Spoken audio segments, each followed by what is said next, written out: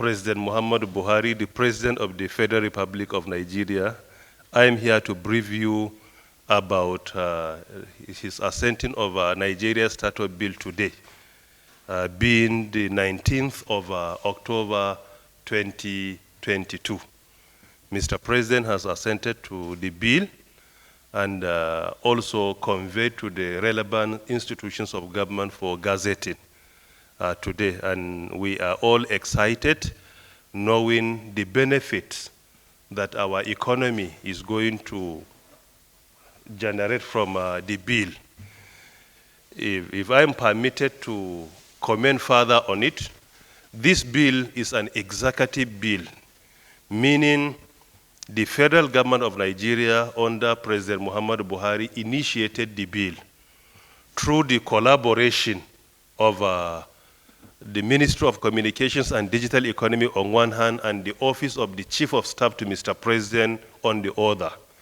These two offices coordinated and established the foundation for the Nigeria Startup Act 2022. And the approach we adopted was to allow our young startups, our young innovators all over the country to identify the challenges they were being confronted with when it comes to intellectual property, financing, regulation, incentive, among many others. That is the organic approach, meaning bottom-up approach.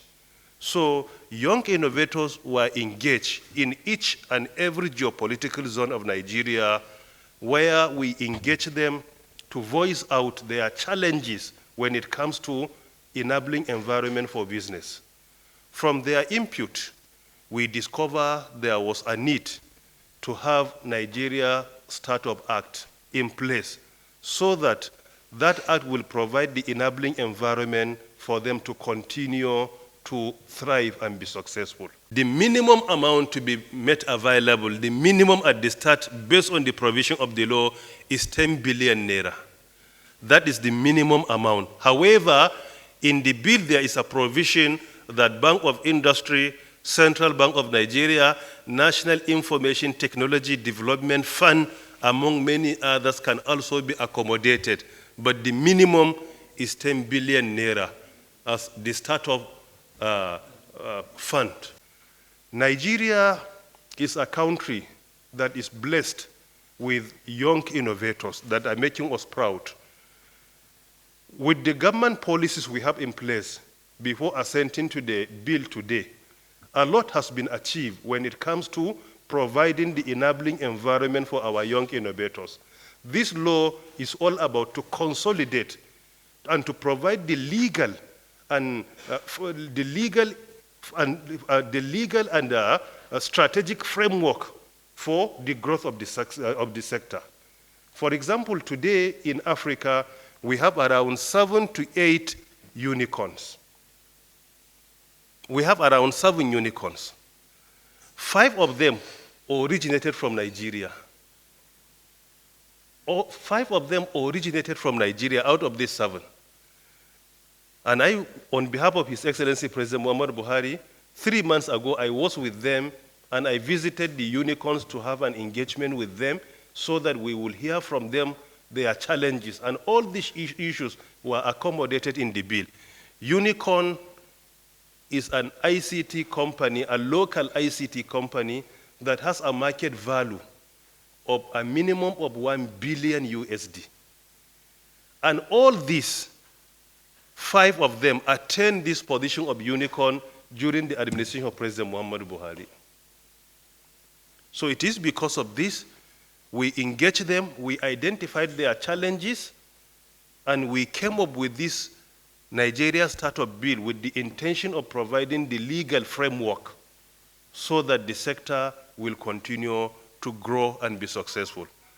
Going through the Nigeria Startup Act 2022, some of the major initiatives.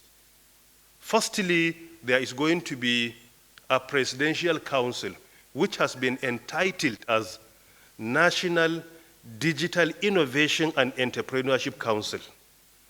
Digital innovation and digital entrepreneurship are the two prerequisites to digital economy. Digital economy has two pillars. Pillar number one is digital innovation. Pillar number two is digital entrepreneurship. So these are the two prerequisites to building an indigenous digital economy. So there is going to be a council, and this council is going to be chaired by the President of the Federal Republic of Nigeria. And the vice chair is going to be the Vice President of Nigeria. And the minister in charge of communications and digital economy will preside over the council in the absence of president and the vice president. And all the institutions that have a role to play in providing the enabling environment for our young startups and our young innovators are members of that council.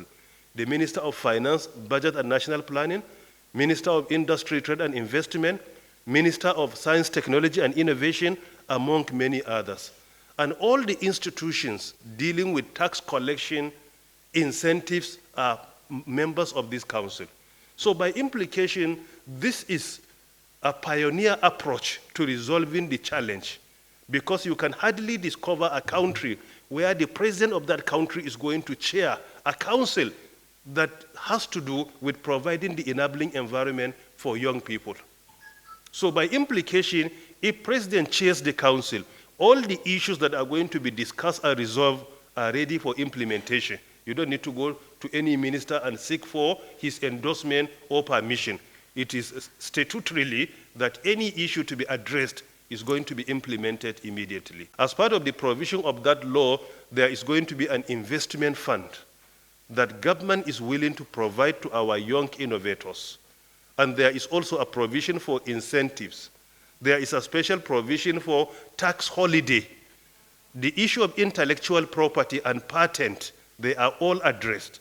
So by implication, the law accommodated almost all the challenges presented to government by our young innovators in Nigeria, and this engagement was not restricted to only one state.